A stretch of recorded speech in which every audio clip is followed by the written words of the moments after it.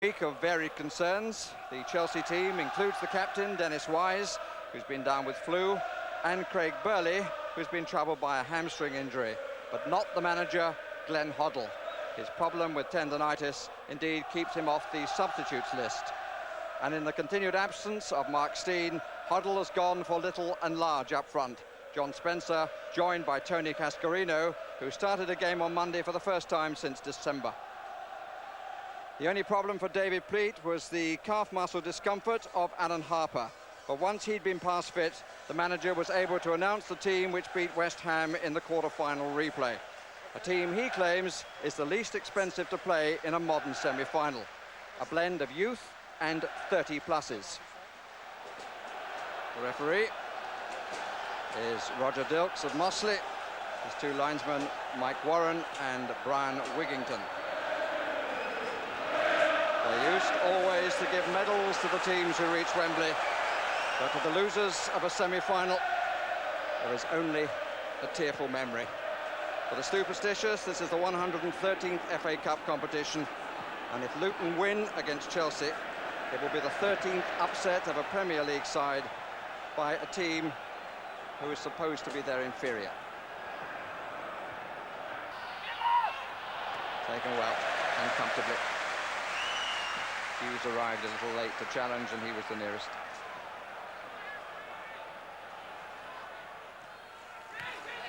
Peacock. Spencer.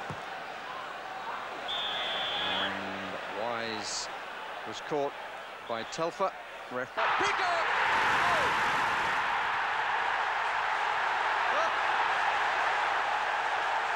Now there's a manager who gives way to his feelings. And he'd have been pleased with that finish. There was hesitation here by Dreyer. Cascarino won it well in the air. Little flick on and buried by Peacock. That man again. Well, he's so elusive, Gavin Peacock. Comes from deep in midfield. I'm not sure he's touched the ball in this game, but gets that opportunity, tucks it in the corner. No one picked him up. And the second flick was by the smallest man in the Chelsea team and one of the smallest footballers in senior football, John Spencer. Well, the Cascarino one was the important one. He has definitely got the beating of the central defenders, and that was his first important header in a dangerous situation. Cut out by James. Clark.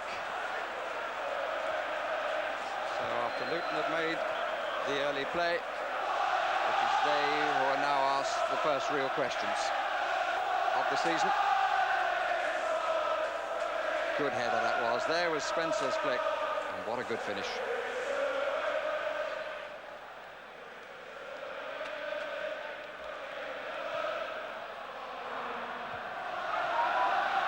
Sinclair, Newton, Wise square, Clark calls for it and gets it. It was a good call. Line of four across the 18-yard line for Chelsea. That's well taken, and still well taken. Almost a memorable goal. Lovely run by Steve Clark. But in the end, a couple of bodies took him out. Bouncing away, and he used the bounce. Peake didn't make it. Dreyer half made it and did a good job as the goalkeeper came forward. Probably been Chelsea's best player all season. Very close to a Scottish recall, I would have thought. Very unlucky. John Dreyer did well just to block him out at the end.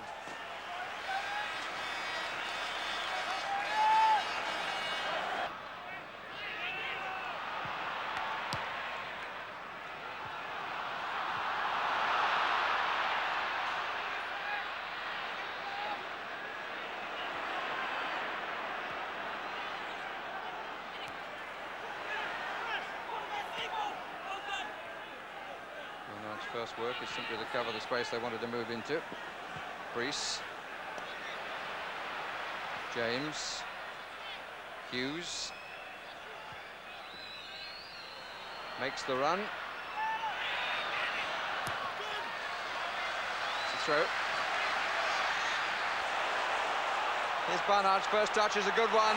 Looks for Sinclair, just too far, but a good attack that by Chelsea from one end of the pitch, very nearly to the other. And Newton's head.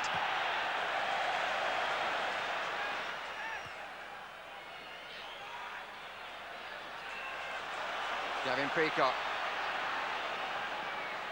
Barnard is this side. Peacock for the second time. Here's Barnard.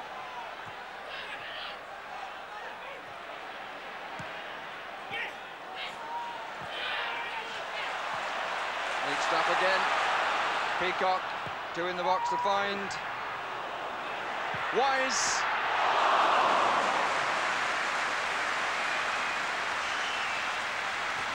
Really got a man further over too, but the ball isn't there. Telfer gets a second chance.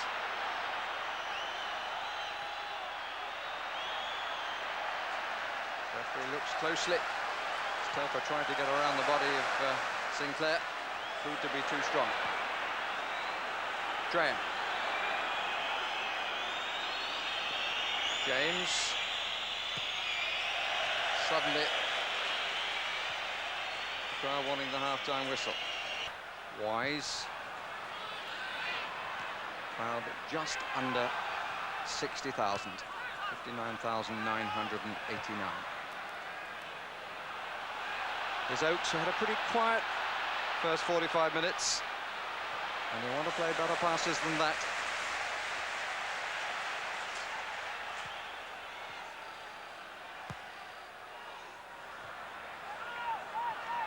Not cleanly away, but it fell kindly. Chelsea 14th in the Premiership. Luton before today's matches. Indeed, Chelsea before today's matches.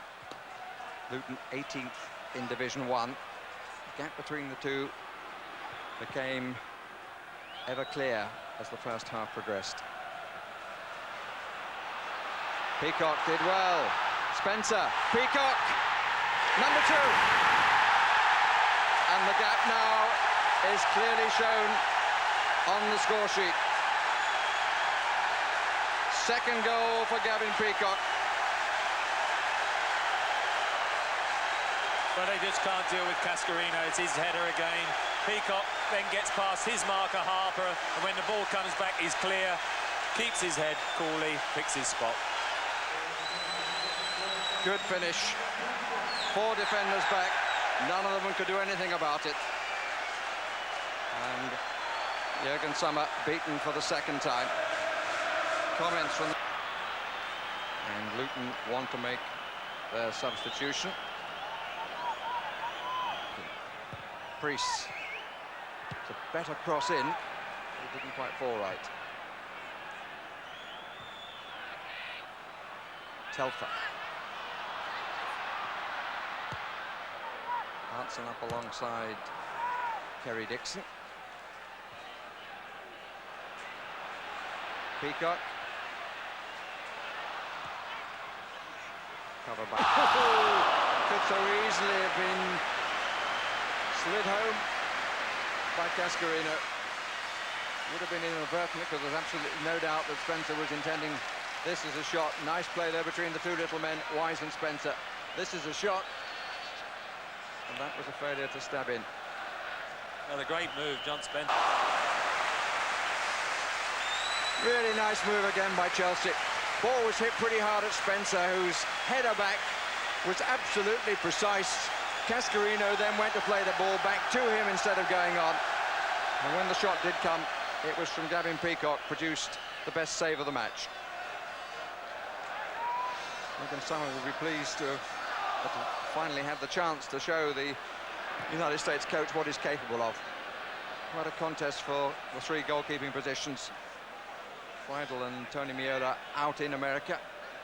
And Keller of Millwall and Sommer in contest here. Russian goalkeeper will be there. And he was there then ahead of Dixon. Delightful move again just now, wasn't it? Cascarino certainly, and Spencer's understanding, considering they haven't had that much as a partnership, has been terrific. And again, Peacock coming from deep.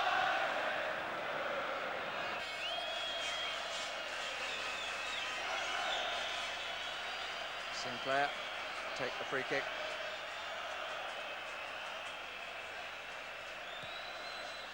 Referee looks at his watch, but play continues.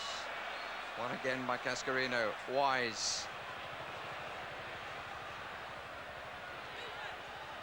Hughes. Chelsea Courtesy of 2 goals by the delighted Gavin Peacock, whose expression is mirrored on the faces of their other players, and all their supporters will return to play in the FA Cup final at Wembley. The trophy will be won by a team from the Premier League, and there is delight from Chelsea supporters who've waited so long. Good applause for the losers from Luton Town, who on the day couldn't find the style that they'd shown previously in the competition. But one should remember just how much they've contributed to this 113th FA Cup tournament.